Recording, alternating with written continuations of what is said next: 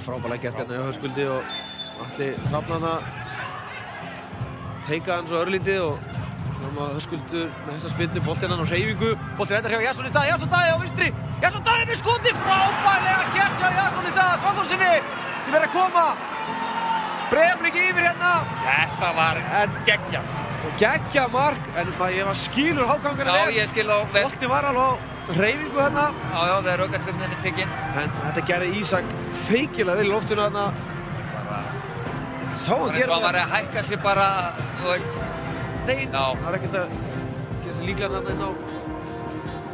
Gerir Óli verið vel hérna, vinnur boltann, Þorsteinn Aron með skallan. Aron Benton og leggur hann á Ísak. Ísak með skotið! Þetta er í netinu! Já. Breiðablik komir í 2-0, Ísak Snær Þorvaldsson. Já, hann segir okkur að...